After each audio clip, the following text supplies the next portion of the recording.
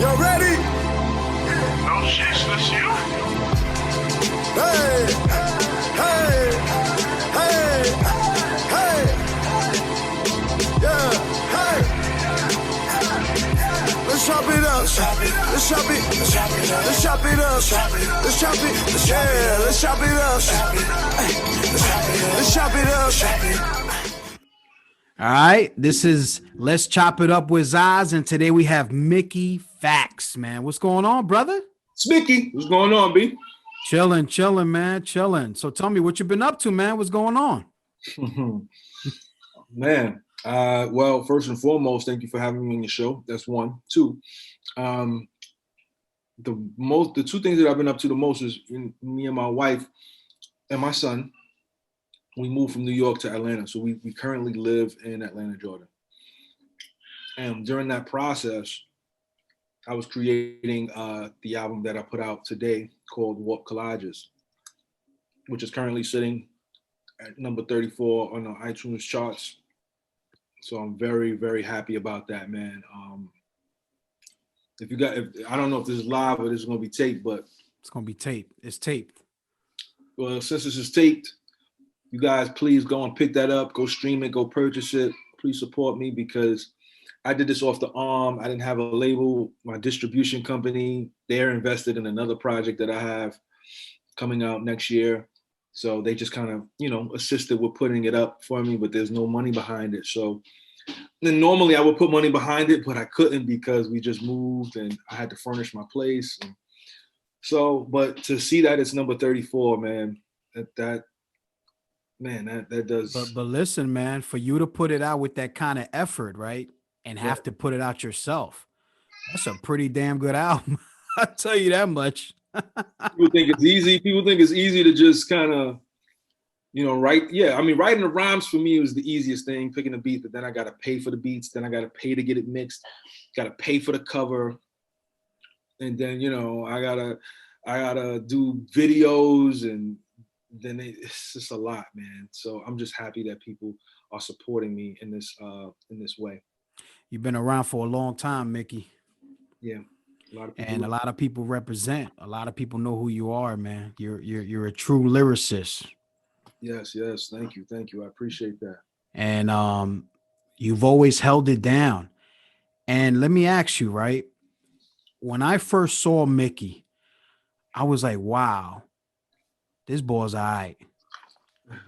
So to me, right, you were doing some big things. Yes. When you first came out. Yes. Let's not get it twisted. Mm-hmm. Commercials, right? Yeah. Yep. So how was that coming in with such an impact where actually people that have businesses and wanted to promote were using you as like the person to promote? They had you involved. How'd you get to that point? I think a lot of it had to do with me staying true to myself. And I had garnered such a big buzz online when everybody was still kind of sticking to the radio and in the streets. I attacked online because I knew online would be different from the streets. The streets is just, well, if you get it to a DJ, then the streets can be countrywide, but online is worldwide. Worldwide. So I had fans all over the world before these big corporations were reaching out to me. So like Puma reached out to me, Honda reached out to me, Supra reached out to me, Sony reached out to me. Like a lot of people reached out to have me be a part of their brands, to help expand their brands and get my fan base to be consumers for them. And I was able to leverage this to create more opportunities for myself, throughout the years. And I'm just happy that I was able to navigate through that because this was a new way of business for me, a new way of commerce for me. Before it was, you go to work 9 to 5, you clock in at 9, you get a lunch break at 12 or 1 o'clock, come back to work, you end at 5, 2 weeks later, you get your check. You look at the check. Health insurance is taking money. Social Security is taking money. Uncle Sam is taking money. And I was making $22,000 a year at that time, right? So like I'm getting paid every 2 weeks. And I was getting $737 every 2 weeks. Damn. At a law firm, right? I'm looking at my check. It's $735 every 2 weeks. I'm like, how can I live off of this, right? And I had to, do what I had to do. I'm glad that I step it up, man. Yeah, I'm glad that I made the decision to move towards music. It's been taking care of myself and my wife, taking care of me for 13 years. I haven't had a job since 2007, and my wife hasn't worked since 2016 January. So now where you at right now, right? What made you want to make that move from New York to Atlanta? Well, New York was getting a little too expensive for us. That's one, and two, it was too expensive. And that's like, we wanted to buy a home, we wanted to buy a condo, and everything was either outside of New York City, upstate, that was affordable for us, or it was come down south.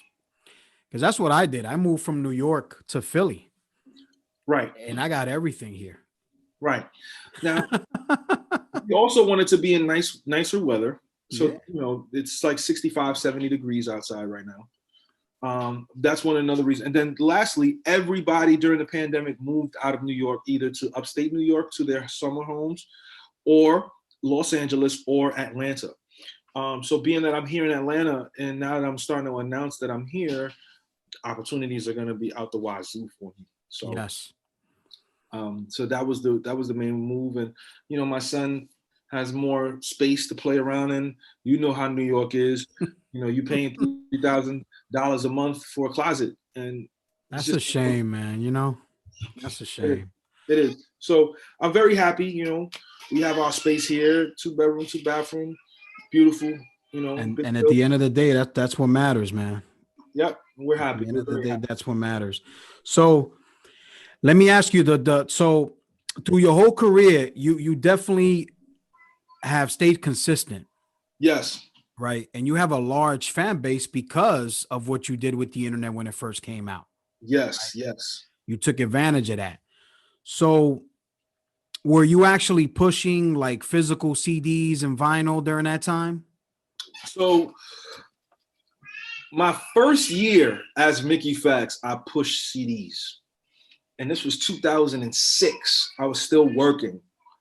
And I will never forget my A&R, Steve-O, love him to death. He said, why are you printing them CDs? Nobody cares. You need to be online. This is 2006. He was like, stop pressing up CDs. Only worry about online. We need to get you popping online. Any money that you get needs to be reinvested to going online, because that's where the world is going.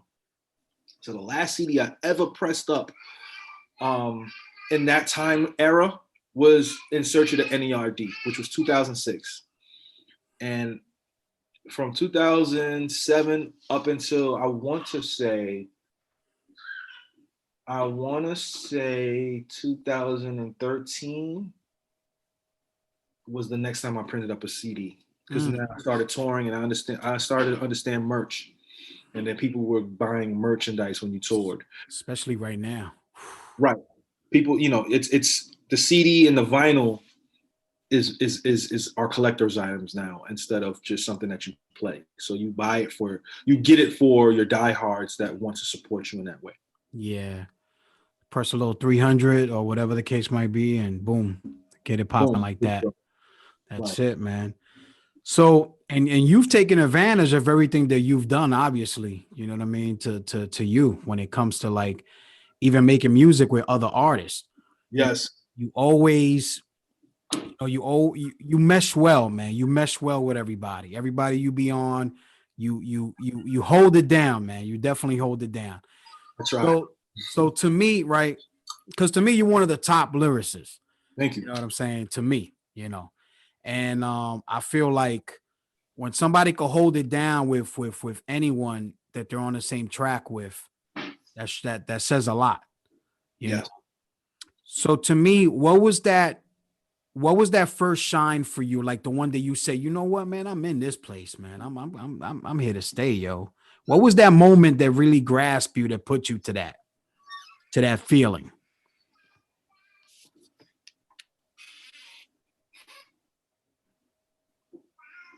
I remember that. That's what did it, brother. I remember that. The cover of the Double XL. That was a moment for me that collecting magazines all my life. Double XL, The Source, that was a way of life. Every month, Every month. that magazine to see what was going on.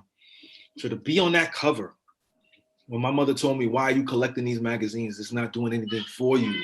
And then to be on that cover and show her, look, this is what it did for me. I'm on that cover. That's what made it real. You know, that like it's weird because I was in magazines before being on the cover. Like I was in Billboard, I was in Spin, I was in Vibe, I was in The Source, I was in the Double XL, I was in Fader, Hip Hop Weekly, right? Yep, Hip Hop Weekly. I was in URB, I was in Complex, I was in every magazine you could think of. But being on that cover changed everything for me. That was like, okay. And let's not get it twisted too. OK Player hooked up a nice piece on you too there. Everybody. Yeah, I was the media darling. How about that, man? You know, how, like you said, you were being yourself. So, you know, yeah. But you know, you could be yourself and all that, but sometimes you still don't get that kind of, you know, that kind of promotion. So for you to do that, that was kind of impressive, man. Because I was like, man, Mickey Factz, he's freaking everywhere. What the hell's going on? You know? And listen, yeah. And there was a major label. Didn't you sign to Atlantic at one point? I signed to Jive. And yeah. What did you feel about that? Because you didn't really stay too long with those cats, right? So Jive was a good deal for me. It was a good situation for me. The issue with Jive was they folded. So when they folded, everybody that was on that label didn't have a home. Like, so I signed to Jive in 2010 in April. They folded, I want to say in August of 2011. So myself, Chris Brown, Justin Timberlake, and whoever else was on that label didn't have a home. R. Kelly, he was on Jive at the time. We all didn't have nowhere to go. So we got moved to some artists got dropped. Some artists got moved to RCA and some artists got moved to Epic. I got moved to RCA.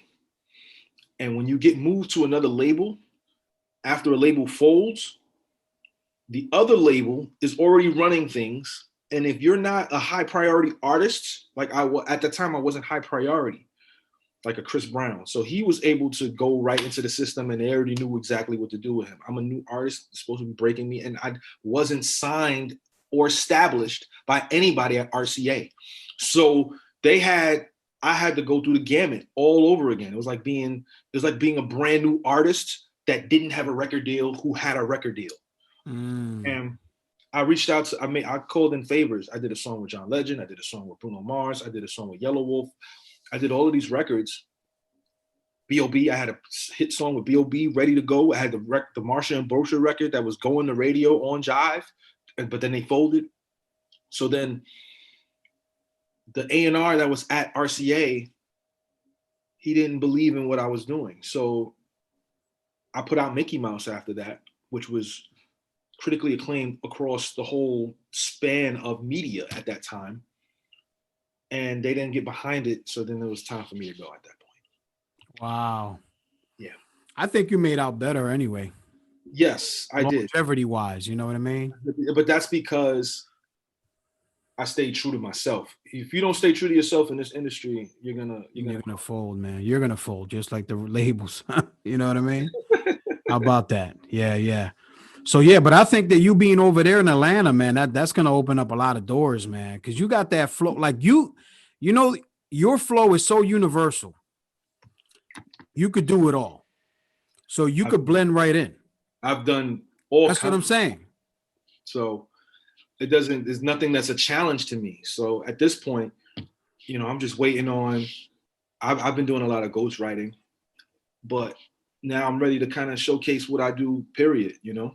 Yeah. And I think you can. I think with this new effort, man, I think that, man, you shouldn't have a problem doing that. Yeah. The new effort people love right now. So let's see here. Y3. Y3. What you want to know about Y3, man? You got some good people on here. Yeah. You got people that I feel like around that time were just like scratching the surface, right? I see you got Emilio Rojas, you know what I'm saying? Yeah, that's my boy. Got Sahida Prince, El Zai.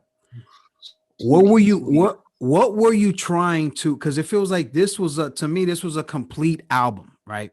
Mm-hmm. A complete album to me is something that you get a little bit of, right? A little bit of everything in the album. Right. So how was it making this particular album right here? When I made Y3, it was the finisher for my Why and my Why Not series. And I wanted it to be a mixture of original music and sampled music. So original music and commercial music that came out. So I'm freestyling over like Yeah by Fat Joe and Remy Ma. I'm freestyling over Run by Ghostface and Jadakiss.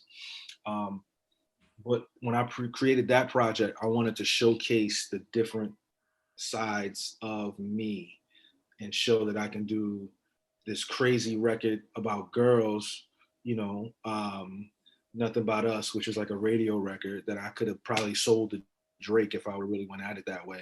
How about that? And I also wanted to do a Saha Elzai record, two of the best lyricists out, and keep up with those guys, right? And then end it off on a record dedicated to my wife, you know what I'm saying? But then also have something with Charles Hamilton breaking down video games, right? So like I wanted to just showcase this myriad of styles. I also did like a breakdown of Martin Luther King being assassinated. Like I was, you know, I'm always thinking outside of the box. You went in, man. You went in on that. Yes. I noticed that you always have that, like that flow where you're actually teaching. You're actually teaching at the same time while you're rhyming, right?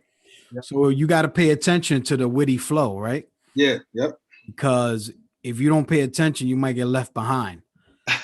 So to me, that's why I love lyricism, man. You know what I'm saying? I feel like lyricism kind of went away, but now it's back, and it came back heavy, didn't it? It came back heavy, like it's back now.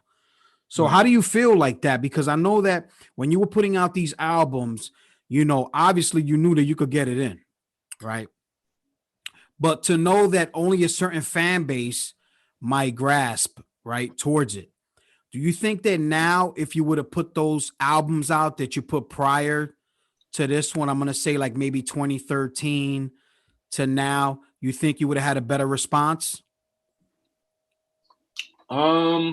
Probably. I think around that time, the culture was shifting in terms of sound and in terms of how they consumed music. I think now, the way this project is being received, again, first of all, this is the first project I've ever did that's just strictly soulful music. Like I love it, man. It's nice. It's either a boom bap or it's a soulful vibe to it. So like, I have never done that. And I think that's another thing that people kind of are gravitating to. The other projects, I think if I release them now or re-release them, it would definitely get a lot of love from a lot of my supporters. But I also believe in elevating and going to different heights and depths and seeing where my mind can go, right? Because what Collages shows is like, all right, you can do this record about God and the devil and yourself, Or you can do a record about the letter A without using the letter A. Or you can do this poignant piece about racism, talking about black people, but at the end of the song, it's a white person. Like it's these concepts that drive the project to be what it is, and that what people love. And I think that's why people are resonating with this project so much right now. And the way you came, you know, it's like you're talking to everybody, right? Yes. Forget about those threads that you got on, right? Yes. Won't you do this with yourself, right? There's more to life to that. And it's true, man. Property, right? You mentioned I bought a 10-year property, you know, and paying it. And I'm like, yo, it's true, because we all going through this. But the way I look at it, sometimes, you know, even me, when I was younger, I will always listen, right? I will always listen to my me and my little brother, we used to meet my dad somewhere. Right. We used to sit there and talk to my dad, and all his older friends will come around and start talking to us. Right. I took all that in, man, because now that I'm older, I'm like, yeah, you're right. You know, you're doing this with your money, doing that with your money. Be smart, you know, and that's a beautiful thing, man. So to hear from an artist, because the artist has a mouth, you know what I'm saying, and a voice, and people are gonna hear it. And people take heed to that. And sometimes we think that everybody's not listening, but at the end of the day, yeah, they listening all right. You know what I mean? Yeah, absolutely. That's amazing how you put that in there, man. I appreciated that. So to me, I know you put a lot of albums out, right? Well, I put 2 albums out officially. But then you put like mixtapes, compilations and stuff like that. I call them projects. Okay. So which one's the one that you think they kind of pushed you over to where everybody was like, man, you know what? That's still Mickey Factz, man. You know what I mean? That dude's still killing it right now. Oh, I would probably say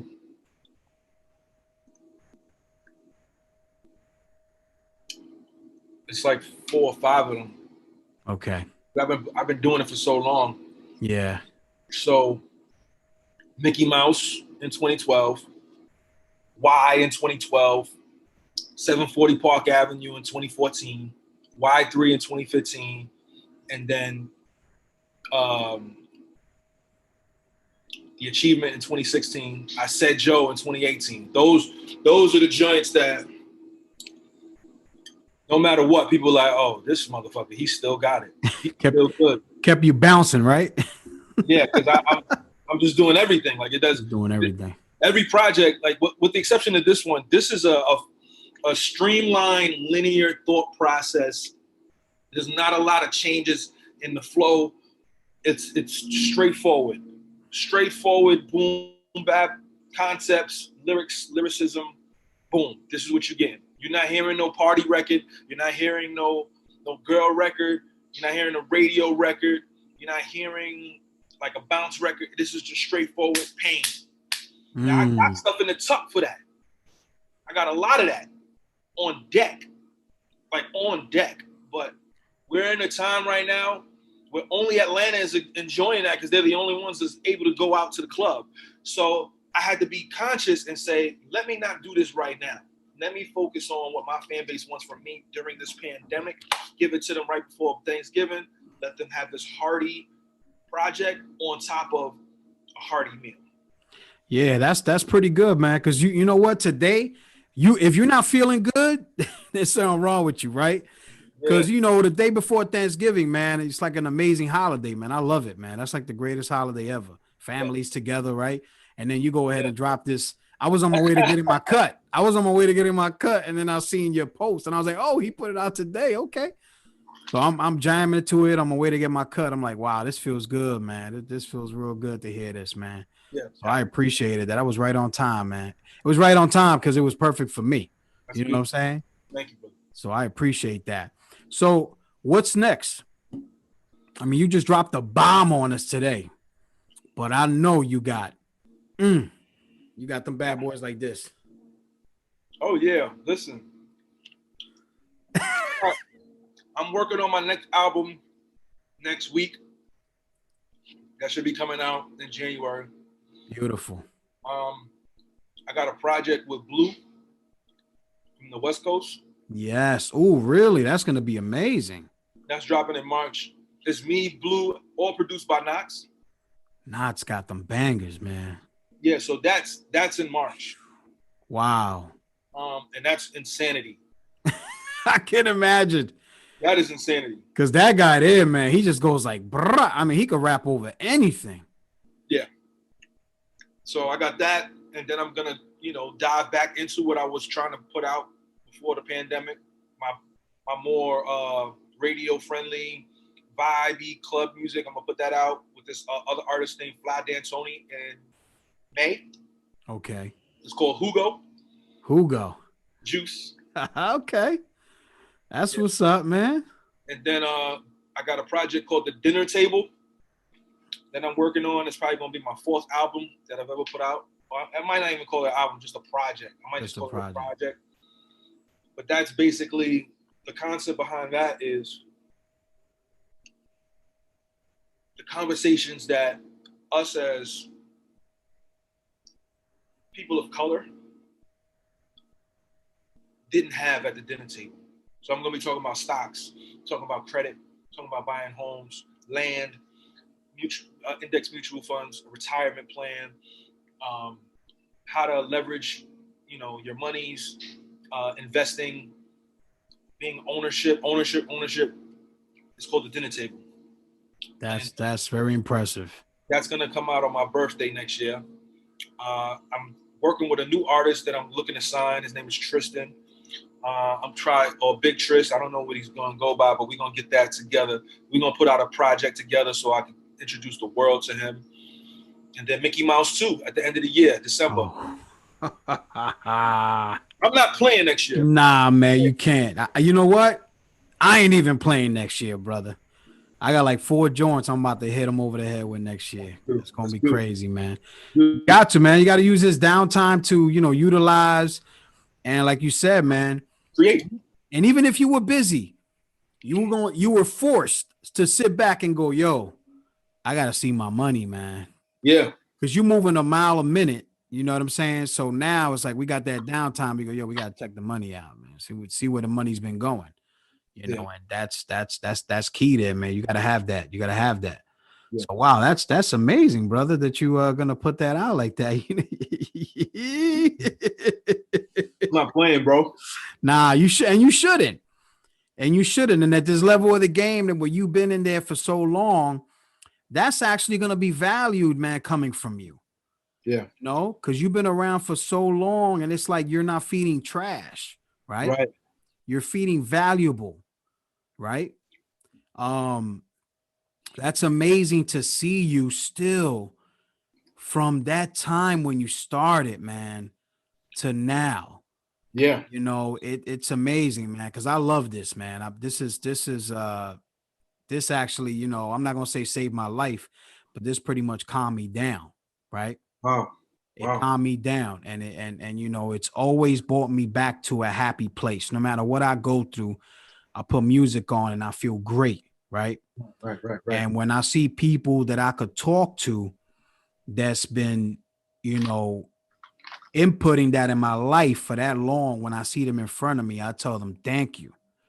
And I speak on behalf of all the hip hop heads, right? We're here today. We celebrating you today for all your hard work.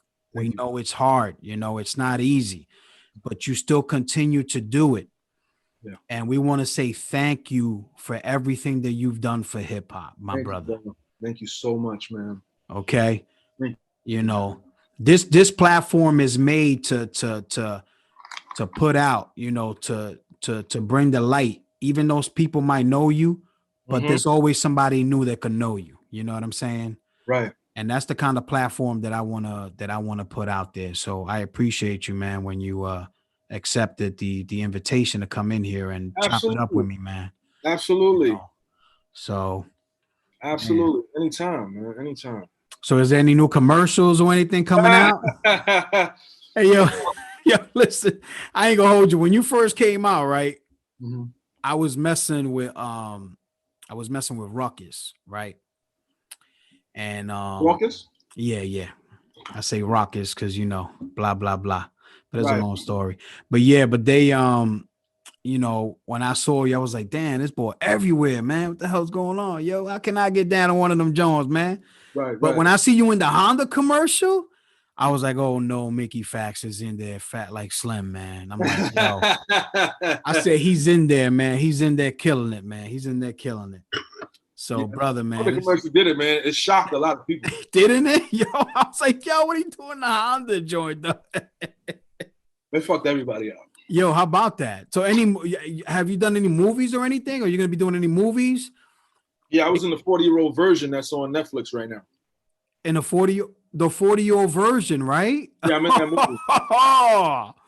How about that, man? How about that? I got the main song in the movie too. The main song in the movie too. Look at that. Yeah. And the merch and everything. You got any merch that you want to tell the people, man, that they can grab? Yeah. So the merch I got, I can't get it right now, but I got something on my website, MickeyFactz.com. I did a song about the letter A that doesn't have the letter A in it. So we made shirts that focus on the letter A, right? It's a hand-painted shirt with the letter A, and then we autograph your name on it. If your name has the letter A in it, we don't put the letter A in the name. It keeps it out. Yeah, so it's a pretty expensive shirt, but if you cop it, it's yours. It's like your shirt. It's your right? shirt. Every shirt is different from every other shirt. Exactly. Also, we got CDs still for sale. We got vinyl. I'm probably gonna do like a Black Friday sale on that stuff. Probably sell some vinyl for like. I'm gonna plug all your links and everything in the bottom of the podcast because it's gonna be on Apple. It's gonna be on all the streaming stuff, whatever that they put podcast on, and then the video will be out on YouTube. Yeah, for sure. So that'll be up there. Definitely go to MickeyFactz.com. Pick up whatever you need from me, man. That's right. Pick it up because guess what, man? You don't want me to come to your house, man. Mickey, I got this, man. I got this. You don't want me to come to your house, man, and make you, buy a couple CDs and whatnot. We don't want you to do that, man. We don't want you to do that, B. Nah, we good over here, man. We show love. We show all love, man. But yeah, brother, man, I appreciate you, man, stopping by, man, and chopping it up with a brother. Let me ask you, what was your favorite track on Warp Collages? Collages? I got a few of them, man. Really? I got a few of them, man. It's hard. You putting me on the spot right now. That's a good thing. Yeah, it is a good thing because as of late, a lot of the stuff that's been coming out has been like that. You don't even have to skip it. You know what I mean? But this is up my alley, man, because I love soul food stuff. Yeah. I love it, man. I love it. It's not too loud. It's not too, you're not cursing up a storm. You know what I mean? It's like you're talking about real life. So you just let it play. So let me ask you a question. Have you heard an artist called Bubrock? I have not. Look him up. Bubrock. His podcast is dropping Friday. Okay. Bubrock. Write that down. He's another one, man, that he's just like amazing. One of the most humbling people you can ever meet in your life, bro. Wow. That would be nice to see maybe you and him kill it on the track. Woo. But nah, man, this new album, man, I love it, man. I love it. And I like how you did everything. You got the wifey in there, right? Yeah. She's got everybody in there. You got the intro. kid. My son makes an appearance on a live. We hear his voice at the end and in the middle of the track. We got Sa Ari on the record. So the A- remix, Black Thought was supposed to send in a verse, but he never got a chance to do it. And I recorded my verse already to it. His verse is incredible because he sent it to me in terms of texting it. He did the same thing, wrote a verse about the letter A without using the letter A. And it's incredible. That's all I can really say, man. You got to put that out, right? As soon as he sends me his verse, I'm gonna put it out. That's a guarantee. That's a promise. You know, it'll be a single, and then, you know, we'll put it on the album. We'll just reinsert it on the album. That's what I really want to do. I'm just waiting, man. I'm waiting for him to send it in, you know? Yeah, he works hard, man. I was talking to Truck North. You know Truck North, right? That's my guy. I love Truck. Yeah, isn't he? Yeah, he's saying, man, them cats be working, man. They be in there for hours, man. So I'm pretty sure when he sends that joint back, it's gonna be insane. Cause I was thinking about that too. I was like, damn, I want to hear Mickey Factz like on a freaking Roots song or something. Yeah. You know what I mean? I you know, Black Thought, he's in my top. If he's not 2, he's 1. Oh yeah, of course. And, you know, when we spoke about this track, he was like, yo, this is incredible. I want to be a part of it. I didn't ask him to be a part of the record. You know, I love Thought, but I had plans for him to get on a different record, you know, with Rick Ross. So he offered. He was like, yo, I can do this record for you. So I was like, oh my gosh, like, I'm not going to turn down a Black Thought verse. No so way. I had pushed the album, but the album was supposed to come out October 28th. I pushed it back waiting for Black Thought. And then when I realized that the verse wasn't going to come in, I was like, I just have to put this out. I had already recorded my verse. So just to let him know that I did it. And when he didn't come through, I still had to put it out, man, because I don't, you know, but I love him. Yes. You know, I'm still going to wait for his verse because it's still Thought.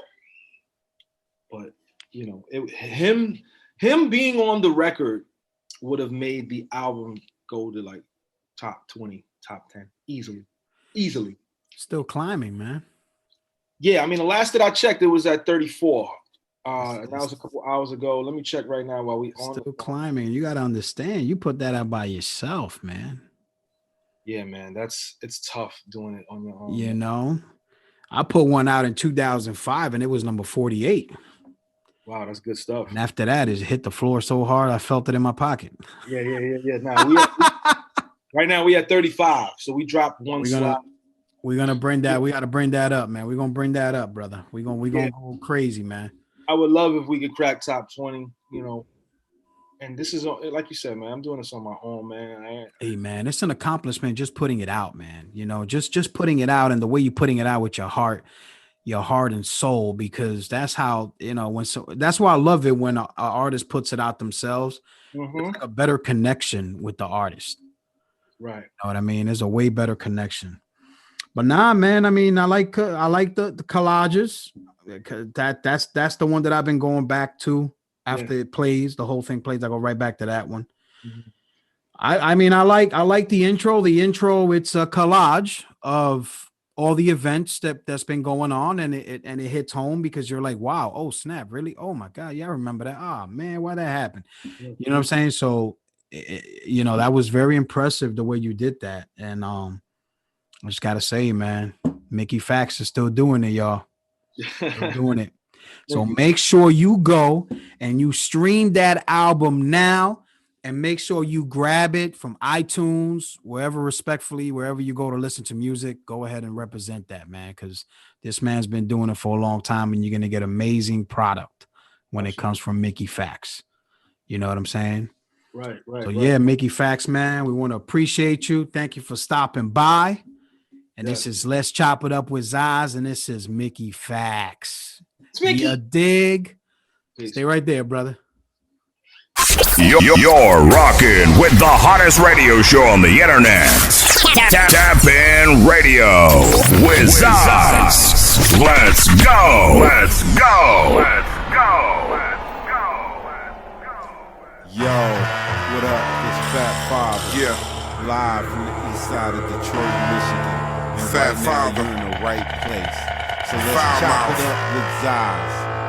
And Tap In Radio. Yeah. Middle finger music. Yo. I'm not your ordinary soccer dad. I can take the grass from a proper bag, roll it in a zag, take a proper drag, get that toe a tag if he poppin' trash. Don't put the pressure on the gas just to watch it crash. I deliver fast like Jimmy John's demigod status. Y'all little niggas Terry on, never been savage. Acting, ain't never been trapping, ain't never seen action, ain't never been chosen to function as team captain.